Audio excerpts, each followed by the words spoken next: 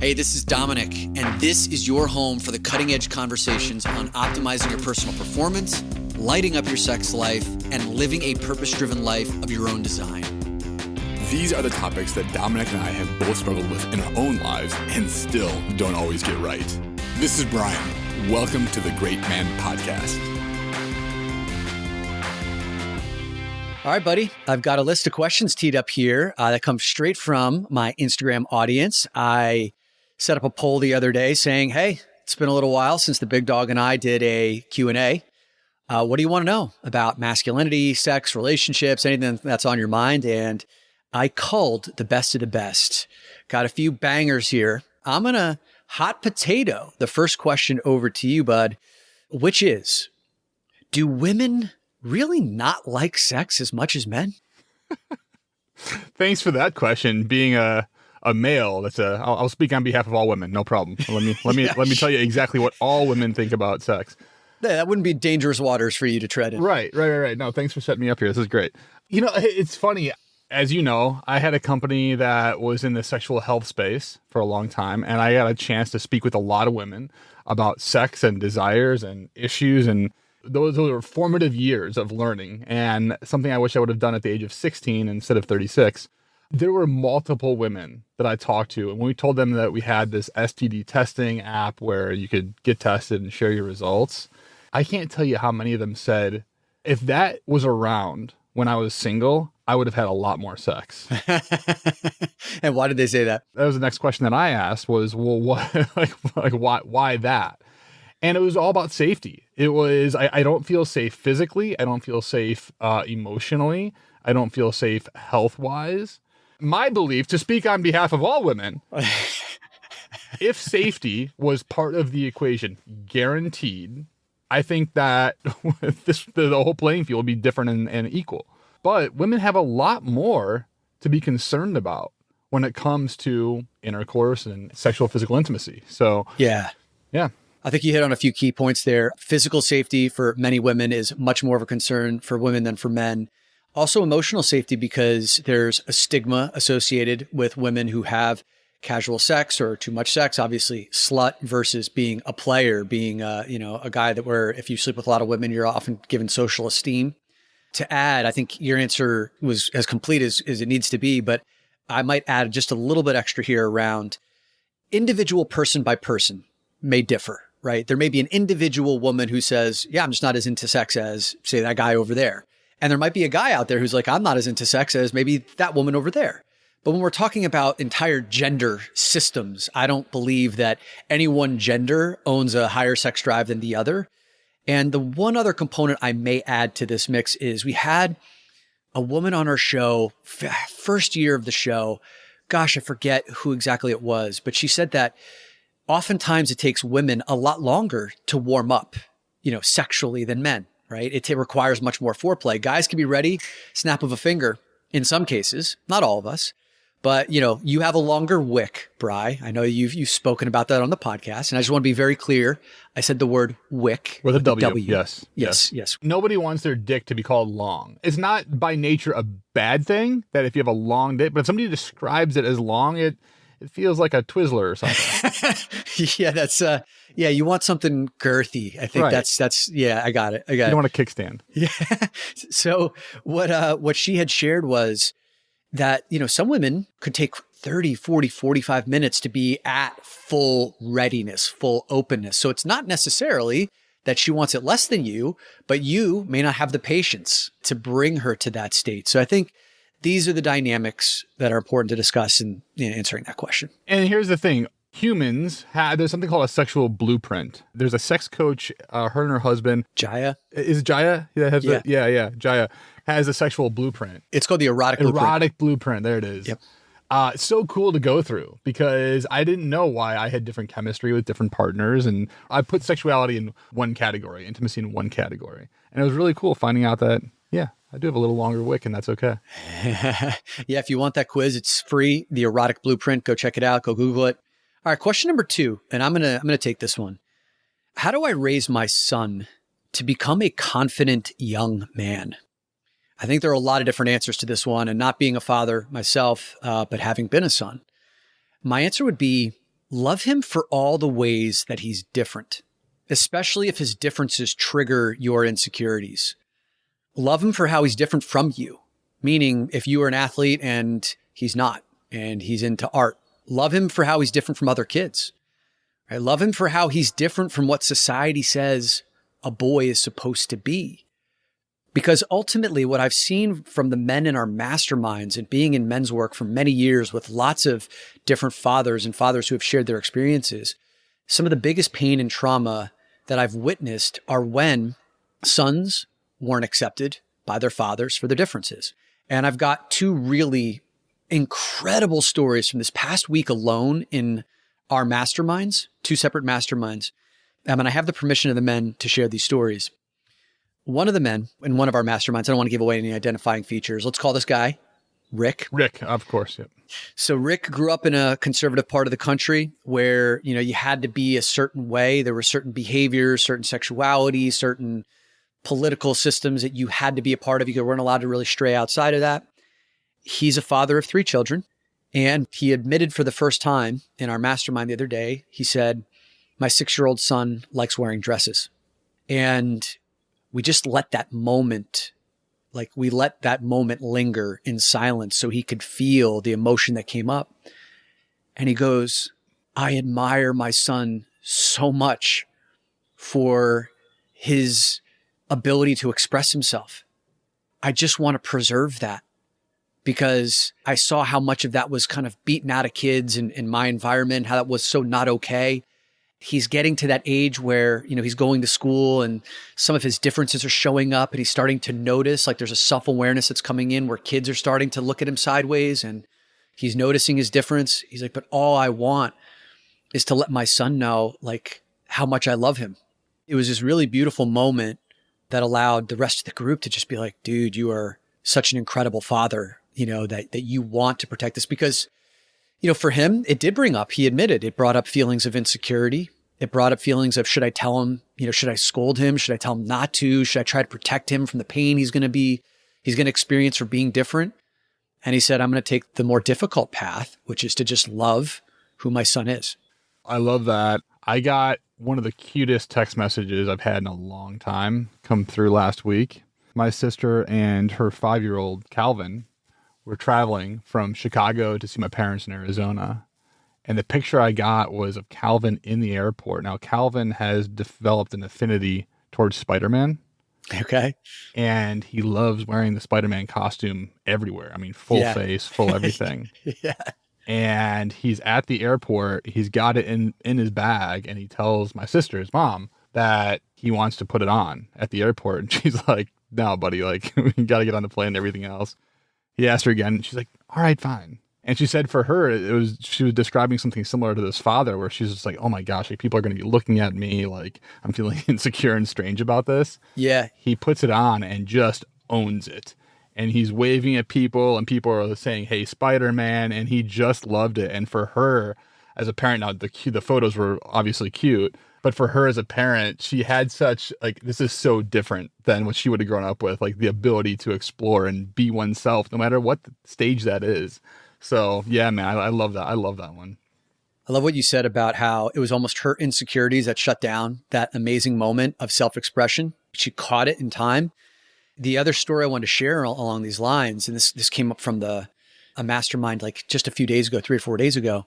One of the men in the digital mastermind is a queer man. He's in a relationship with a woman. He's bisexual. And he grew up, he said, to a very Texas father who was Bible thumping, traditionally masculine guy who spoke out quite loudly against gays and had a lot of anger and rage toward gays. And when his son, he started to demonstrate queer behavior, he physically beat his son, right? This man who's in our mastermind. And there's a lot of guilt, a lot of shame that this man who's in our mastermind carried for most of his life. His father passed away unexpectedly about 4 months ago. And one of the things that his father had in his home were hidden cameras in his home. And the children found these hidden cameras and started watching some of the videotape and found that his father, the Texas Bible thumping anti-gay man, would get up every morning and the first thing he would do is put on lipstick in front of the mirror every morning. I think there was more to the story there, but the bottom line is, and we asked this man, let's call him Nick, not Rick, but we'll call him Nick. He said, Nick, how did this make you feel? And he said, in a weird way, it gave me a real sense of relief, because I could relate that my father had something inside of him that he didn't feel, that he could share, that he could show, that, wasn't allowed. And it manifested in this anger and rage, which, he beat me for. And I actually even have compassion for him and a sadness that he felt that this was the way that he had to respond and how he had to treat me. Again, not being a father, but being a son and being a man who's been in masterminds with a lot of fathers and a lot of sons who have witnessed a lot of wounding between fathers and sons. The greatest thing you can do to raise a confident man is to just love on your son for every part of who he is, especially the parts of him that are different. All right, man. Moving on to the next question. So we've had, let's speak on behalf of women. Let's speak on behalf of father. Like, what is aliens from Mars is next, or maybe puppies or something? Yeah, anything else we're completely not qualified to talk about? So let's dispense medical advice next. Let's go. What do we got? Yeah. All right. During conflict, is it normal for a man to need to go away for multiple days before addressing the issue? This we're actually very well equipped for. Yes, we are. This one we can do. Hit this one, man. Is it normal? Michael Singer often talks about this boiling over. Michael Singer taught in prisons, and often guys that were in prison for murder, they talk about losing it, quote, losing it. I lost it. And what does that mean? What does it mean to lose it? Right. And it literally means that just like a kettle that's got steam building underneath it and it exploding, the same thing happens with our emotions. Our system, our emotional system, our nervous system can become overwhelmed with these emotions when we're not used to it, when we're not trained to handle it. And so what will happen in conflict is we will feel fear, we will feel anger, we will feel shame, whatever it is, in a level of intensity where we lose it and we can't handle it. Yep. We have a couple options when that happens. One is to lose it and explode. Two is to walk away and step away for a moment. Now, obviously, the goal here in terms of the inner work that we do, and we talk a lot about on this podcast, is so that we can handle it in the moment, but that takes a lot of training depending on what the trigger is. So not only is it normal, I think it's healthy to step away, and we have to do it in a way where we're not just walking off in anger, but we're clearly communicating what's going on. Like, what is our experience that we're happening right now? I'm really angry. I need to take some time. I need to go take a few breaths. I will be back, and this is an important one. I will be back to talk in 30 minutes, in one day, whatever it is. But whoever we're in conflict with needs to know that we're coming back. That's brilliant stuff there, man. The original question again was, during conflict, is it normal for a man to need to go away for multiple days before addressing the issue? And the only thing I would add to that is, if it's multiple days, every single time that there's a conflict, I'd say that's common. I think it happens a lot. I wouldn't want to call it normal. And it's certainly not optimal behavior if it takes multiple days for every conflict. And I would just say that's typically indicative of a man who hasn't really ever navigated the inner terrain of his emotional space and doesn't know what he's feeling, or like you're saying, doesn't trust his ability to not explode and say something or do something that he can't take back. And that doesn't make him a bad guy. Doesn't make you a bad guy for that, because many men have been taught not to feel their feelings and to shut it down over the course of lifetime. But if he is not demonstrating, or you're not demonstrating a willingness to get in there, to learn, to be able to communicate, like you said, here's what's going on with me. I need more time, or here's how much time I need. I'm going to come back. If you're not willing to do that stuff, then I would say then that's a guy that eventually you're going to have to make the decision, do I want to invest my time and my life in a human being who's just unwilling to do the work? My guess, the assumption I'm making here is if somebody's going away for multiple days at a time, my guess is they're actually not coming back. Because typically what we see in a situation like that is they, quote, go away, and then the problem dissipates, right? The energy dissipates, the anger or whatever dissipates, but the conflict isn't resolved. And so my guess is like the pattern repeating itself is I feel anger. I go away for a couple of days. It dissipates a little bit. And then it comes up. I go away for a couple of days. Right. And so you're in this nasty loop. Very well said. Good stuff, man. I'm going to move on to the next question. This is one we haven't talked a lot about on the show. What's your perspective on incels and MGTOWs? Right. What do you got to say about incels and MGTOWs? Now, if you're not familiar with those terms, incels is short for involuntarily celibate. And this is typically a group of men who are involuntarily celibate, meaning they would like to be having sex. They're not having sex because no one desires to have sex with them. And oftentimes these are a group of guys who feel they're physically undesirable. They've been told they're physically undesirable. Maybe social status is low, and have found a community of other men, typically in the digital world, that they can go online and just talk about how ugly they are, how outcast they are. There's almost like a competition of who's less desirable. And there's a strange kind of bonding and solace that comes from that. The dangerous part is there's a lot of anger and hatred directed towards women as a result of that. The other group I mentioned, MGTOWs, is an acronym for men going their own way. Men going their own way, which I'm not as familiar with that group. I believe they have, similarities to incels. It's kind of like, hey, we're not going to rely upon women. Women only want one thing. They only want, the handsome rich guy, just kind of pigeonholing women into kind of those toxic feminine traits. What do I have to say about them? I would say that a lot of these men are really, really fucking wounded, and they're in a lot of fucking pain, and it's coming out in some really, really dark ways. And they've found, in not a healthy way, but they found a community in a sense where they feel like they belong with other guys who can relate to their pain. And unfortunately, there's no one there that is leading them to higher ground. And in many cases, they're directing violence towards women, hatred, whether it's emotional, abusive online, in some cases physical, and can be really scary. But I had a little run-in with one of these guys on my social media recently. I want to read the engagement that I had with him because I was able to kind of disarm him in a pretty quick way. So I don't even remember what the post was or a story that I'd posted, but he responded in my DMs. This was his opening line to me. Women are status-obsessed whores, you cuck bitch. They don't care about men's struggles. They wait at the finish line and fuck the winners. So I wrote him back. I said, hey man, sounds like you've been hurt a few times. That must be painful, and I'm sending some good vibes your way. And he wrote me back. I didn't think I was going to hear from, he goes, no, I've never been in a relationship. And I said, is being in a relationship something that you would like? And he goes, down the road, yes. Hey man, I apologize for my brutish response. I just don't want a woman to be with me unless she's inherently into me.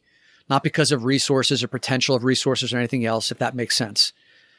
And I says, of course, man, it makes sense. Believe me when I say there are wonderful women out there who love men for who we are on the inside, not the superficialities. Thank you for your apology. And he said, no worries. Yeah, I just have never felt a woman to be attracted to me. And it wears on your soul not to be validated. And I wrote him back. I said, I feel you, man. That must be really difficult and painful. I can understand why you're upset. But dude, building anger and hatred toward women isn't the answer. It's only going to push them further away. And that's only going to hurt you more too. And so that's kind of where we left it. But what I found was it was actually quite eye-opening for me how quickly he responded, and apologized for his, quote, brutish behavior. Like the moment that I didn't engage with him on that angry level, and I didn't take it personally, that he called me a cuck bitch. I was like, that has really nothing to do with me. There's some projection that he's making. And to just see him for a moment, he softened and shared something. So I'm curious for you, man. I don't know if you've had any engagement with MGTOWs or incels or read anything about it, but what's been your perspective? Yeah, man, thanks for sharing that story. I've read a few articles, and this is years ago, about incels. I had not heard of the term MGTOW. what comes up for me is deep curiosity, because I think if anybody's in touch with that pain and can really articulate it like this guy did for you, it's them. They know specifically what they're, maybe not what they're feeling, but what they're thinking about it. And so, yeah, it's deep curiosity about how they got there, what's going on with them, and what is the pain that they're facing.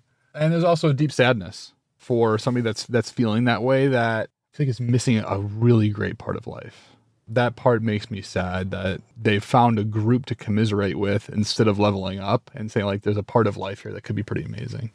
Yeah, the curiosity you talk about reminds me of Daryl Davis, the black man who's gotten over 200 members of the KKK to give up their robes and their hood. And he lives his life from a state of curiosity. And the defining question of his life is, how can you hate me if you don't even know me? He sits down at the table with, white men who want him wiped off the face of the earth. And in some cases have probably taken the lives of other people who look like him. And yet his curiosity is the thing that has prevailed. Yeah, that deep curiosity is something that I also bring to the table. All right, man. So I'm going to move on to the next question. So this one is, don't you have to be a bit of an asshole for a woman to be attracted to you? And I'll take this one. So my answer is, sure.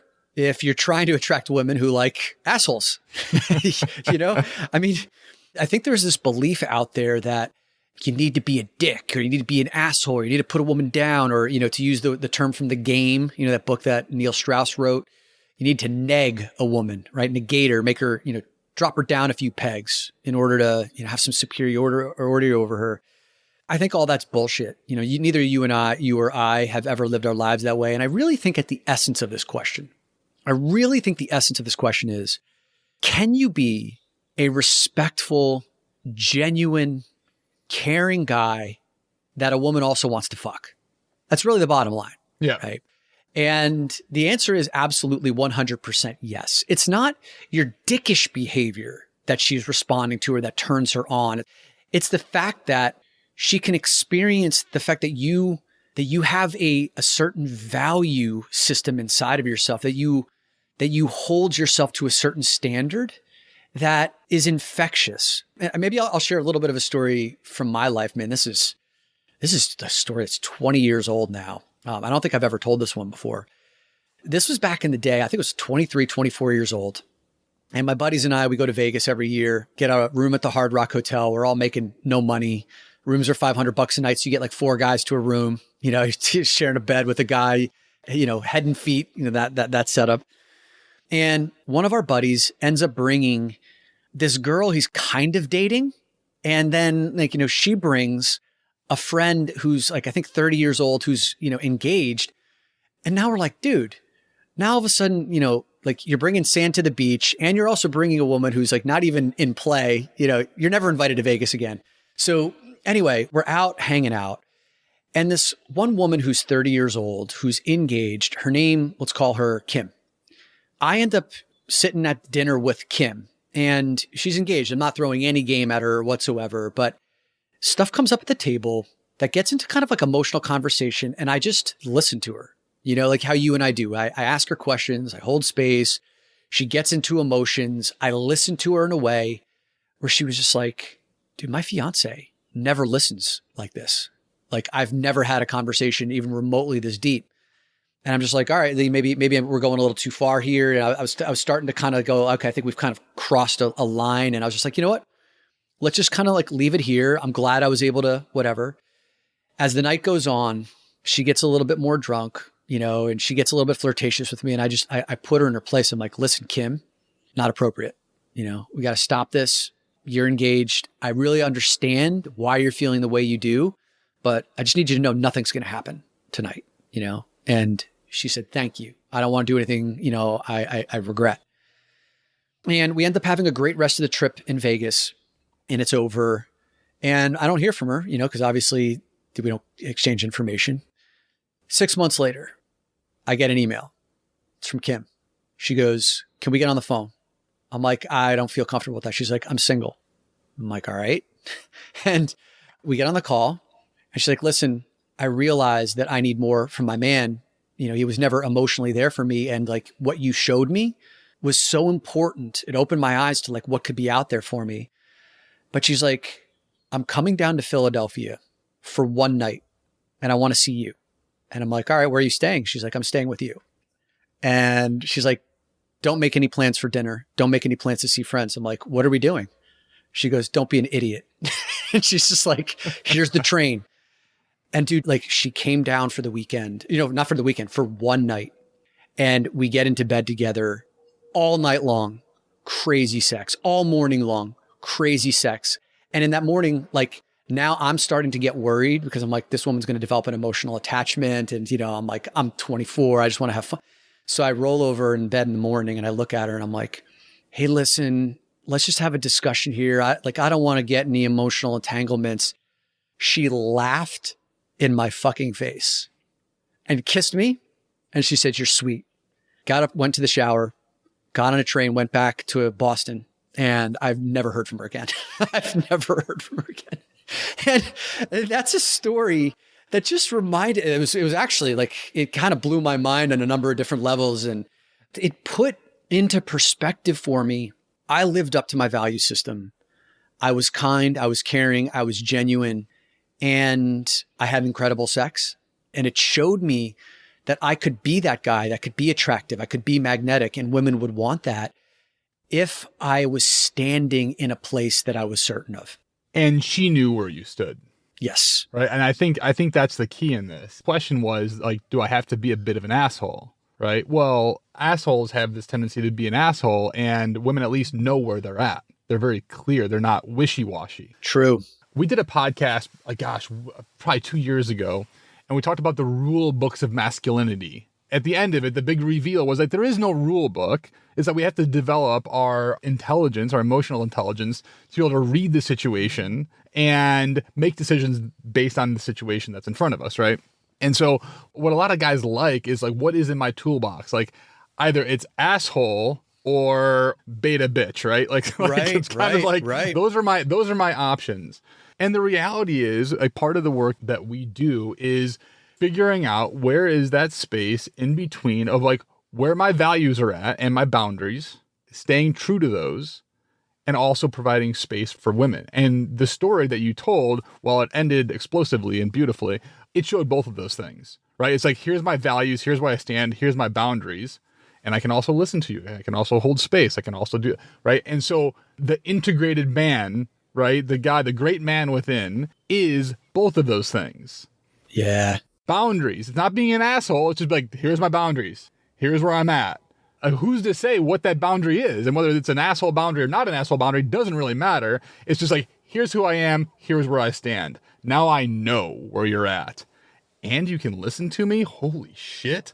I want to fuck you. So yeah, that's the game. Yeah. I can't tell you how many, you said it really well, man. I can't tell you how many women just who respond to some of the Instagram posts are like, it is so hot when a guy can like lay down a boundary in a firm but loving way. I love when a man can like put me in my place in a firm but loving way when I'm acting out, or, I'm being a tsunami, or I'm being bitchy, or, just like cutting him down and telling him like what he will and will not stand for. And you don't have to be a dick to do any of that. You just need to actually be aware of where you stand. And like you said, the clarity is what she's responding to. It's that clarity of, oh, you know exactly what you stand for. And when I can feel what you stand for, that's hot. All right, man. I think we're going to leave it here because I'd like to test just see if our audience likes some shorter episodes where we hit a number of different topics. So guys, if you like this, you like the Q&A, cover, 5 or 6 different things in a shorter half-hour episode, let us know. Best way to do that is to leave a review on the podcast or come into the Facebook group. And I always put the link to the Facebook group for men, the Great Man Within Facebook group. We've got, I think, about 900 men in the group now. And come into the group. Just let us know if you like this episode, you want us to do more of these shorter things, answering your questions, and we'll do more of it. Hey, did you get something of value out of this podcast? If so, I'm going to ask you a favor. Would you be so amazing as to go over to Apple Podcasts and leave us a rating and a review? Your ratings and reviews can show someone who's just discovered our podcast for the first time that we are worth listening to. And that way we can reach a wider audience. So please head over to Apple Podcasts, leave us a rating and review. You rock.